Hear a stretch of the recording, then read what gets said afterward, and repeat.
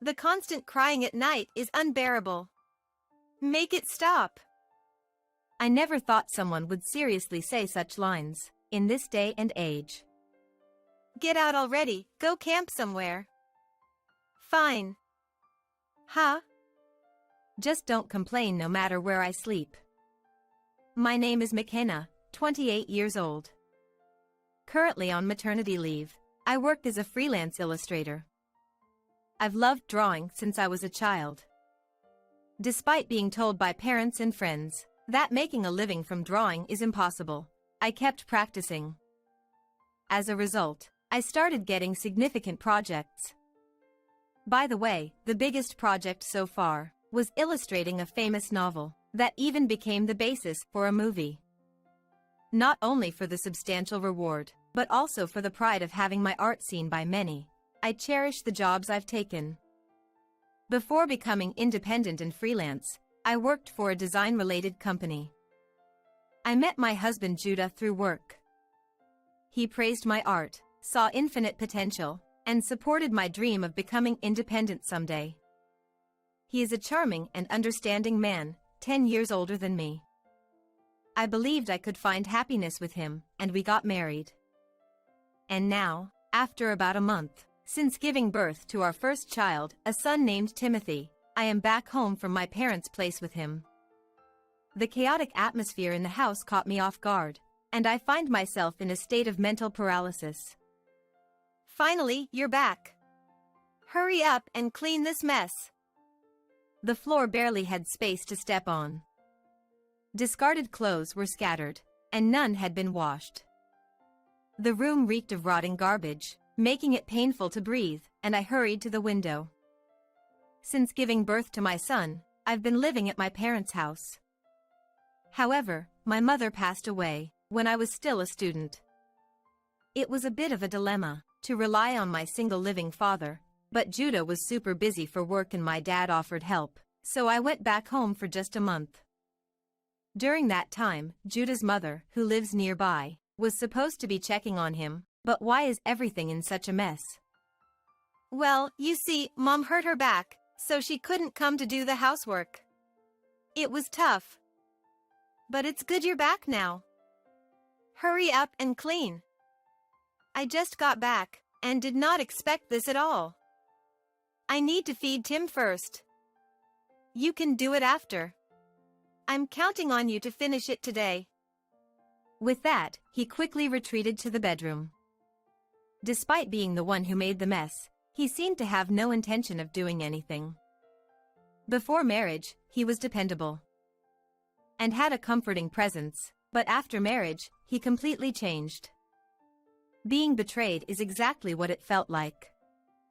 His true nature was a childish, self-centered man who couldn't be satisfied unless he was taken care of first. I'll never forget those days of suffering during morning sickness.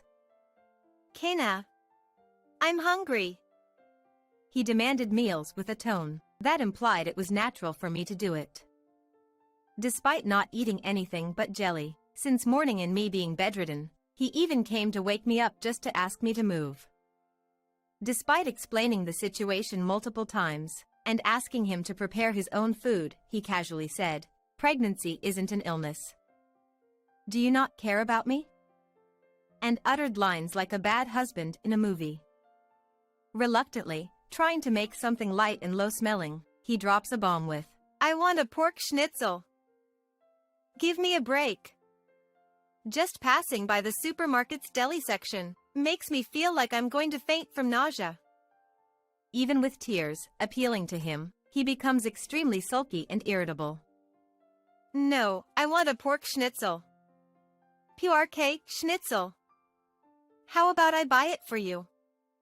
Or we could order delivery." "No. I want you to make it, and I want to eat it freshly fried." He puffs his cheeks like a child, thrashes his limbs on the sofa, and makes unreasonable demands. He probably thinks he's cute, but it's unbearable for the one on the receiving end. Or rather, it's disgusting. I seriously want him to keep doing this forever. But, fed up and wanting to be released soon, I give in to his demands. Even with a scarf on my mouth, you can't completely prevent that unique smell from frying. Even when I finish it with nausea and dizziness, my face isn't reflected in Judah's eyes, as he happily eats the schnitzel. There are plenty of other crazy episodes my husband comes up with, like when he suddenly wanted to go on a trip, and I ended up accompanying him with a big belly, or the times he insisted I play games with him when I was feeling dizzy with sleepiness. Despite explaining multiple times that pregnancy hormones make me extremely sleepy, he just doesn't get it. Well, maybe he intentionally refuses to understand, because he values himself the most. With so many instances like these, the image I had of Judah before marriage has completely crumbled. Honestly, I don't even have confidence in raising a child together with him after giving birth. Despite considering the possibility of divorce, I endure it without thinking about this word. All for the sake of the child about to be born. In today's world where single-parent households are no longer uncommon, the value of having both parents together is crumbling. Yet, the reason I couldn't completely let go of my attachment to my husband was the hope that seeing our child would change him. However, needless to say, that hope would be shattered into pieces. The first night after returning from my dad's house, I managed to clean up the mess my husband made, breastfed, and put our newborn son to sleep. As expected, a baby who has just been born naturally requires nighttime feedings. I was told that they need to be breastfed every 3 hours. But my son only lasts for 2 hours, and immediately cries loudly, hungering for milk. Despite his small size, Tim has an unexpectedly loud cry for a newborn. To avoid disrupting Judah's sleep, we decided to sleep in the living room, since we have to wake up multiple times during the night. Hey, it's too noisy. In the middle of the night, my grumpy husband appeared, shouting as I was preparing milk. It's noisy. What are you doing? Make him quiet. I'm making milk, can't you see? Apparently, our son seems to be unsatisfied with the amount of breast milk, so I make formula every time I breastfeed. I have to cool down the water to lukewarm, which takes quite some time. If you could produce enough breast milk, we wouldn't need to spend extra money, and the house would be quieter. Why doesn't it come out? Do you lack maternal instincts? Huh. I was irritated by the unjust frustration from Judah, but our baby comes first now. Finally, Tim, satisfied, after drinking milk, fell asleep. Anyway, don't let him cry. It's too noisy, and I can't sleep. What are you talking about? It's normal for babies to cry. Besides, to deal with night crying, both Tim and I sleep in the living room. What else do you want me to do? If it bothers you, wear earplugs or something. Who can sleep with those uncomfortable earplugs? Don't just rely on me. You're the mother, so figure something out, okay? After unilaterally yelling, he returned to the room. I was boiling with anger. If all mothers in the world could somehow manage night crying, parenting would probably be easier. I understand that not being able to sleep is tough, but I'm in the same boat. Yet, he selfishly plays the victim and shouts, "It's outrageous." Naturally, the night crying continues, leading to arguments with Judah each time. In the end, he even told me to leave the house. If it's just me, fine, but kicking the baby out of the house. It's not too hot or too cold at this time of year. Stop overreacting. Dealing with my sleep being disrupted is much more difficult. Judah said unbelievable things with an unapologetic face. Those he said to me that day were so shocking that I could hardly sleep. The next night, we had another huge fight. Despite repeatedly asking him to wear earplugs, he adamantly refused. Even when I nursed him in the farthest spot from our bedroom, his cries reached Judah's room, who continued to yell and berate me. On top of dealing with the dizziness from nighttime breastfeeding, I had the added stress of trying to consider it to my infuriated husband. Initially, he opposed the idea of my 1-month stay at my dad's place. He claimed it was unthinkable to take a break from taking care of his own surroundings. However, during my pregnancy, after learning that babies cry at night, he surprisingly agreed to my leave. Nevertheless, unable to rely on my elderly father living alone forever, I was back within a month. I should have stayed at my dad's house a little longer. Maybe I should consult with my father even now. But he'll probably ask for the reason, and I wanted to avoid causing unnecessary worry. When fights with Judah and Tim's night crying were wearing me down mentally, Judah almost stopped coming home. He was likely staying at his parents' house to escape the night crying. I didn't pay much attention to it. About a week after he stopped coming home, I finally received an invitation for the 1-month checkup. The maternity clinic where I gave birth had reduced the number of appointments due to the impact of the contagious diseases. In reality, it had been about a month and a half. Fortunately, Tim completed the checkup without any issues. When I inquired about the short breastfeeding intervals, I only received the cliched response that some babies are like that. After finishing the checkup, Tim and I went shopping at the supermarket and returned home. However, no matter how much I tried to insert the key, the door wouldn't budge. What on earth? In a panic, I checked the key. Huh? The key is different. Did I go to the wrong house? I double-checked multiple times, thinking I might have come to the wrong house. However, that didn't seem to be the case. No way. It was an unbelievable story, but my intuition whispered that Judah had done something. I called his phone multiple times, but he didn't answer. Meanwhile, Tim started to fuss. Unable to enter the house, I had no choice but to buy bottles and powdered milk, and rushed into a nearby hotel. After settling down somehow, I waited for the night and called my husband. Hey, Kana, where are you now? I don't have any food. Huh. I couldn't get into the house, so I'm staying at a hotel. Did you do something? The key is weird. Oh, right. I forgot about that. He laughed on the other end of the phone.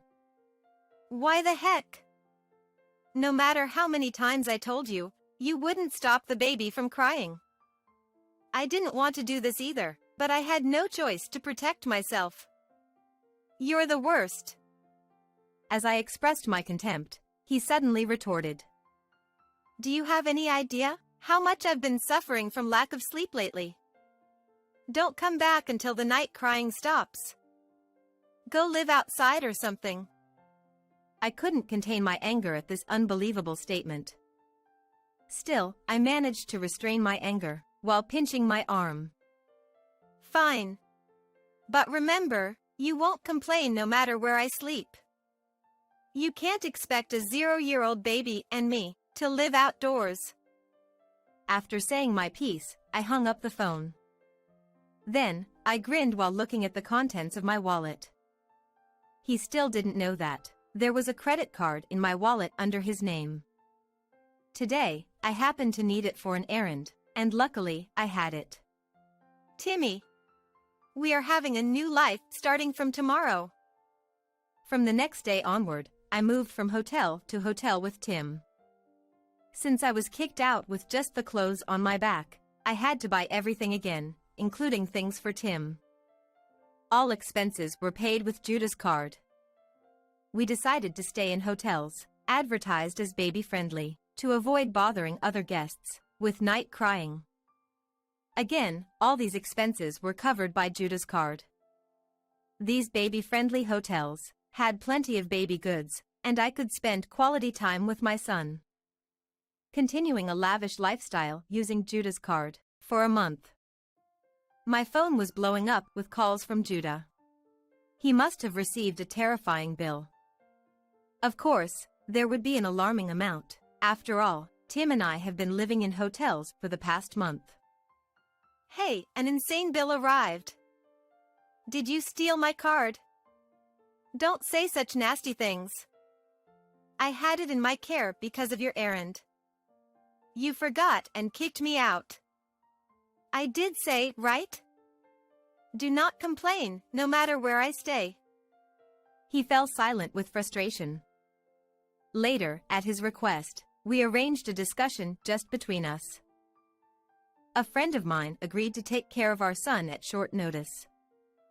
For the amount you've spent, get a part-time job or whatever and pay it back properly.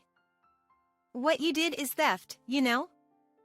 If you don't repay, I'll report you to the police. He is furious.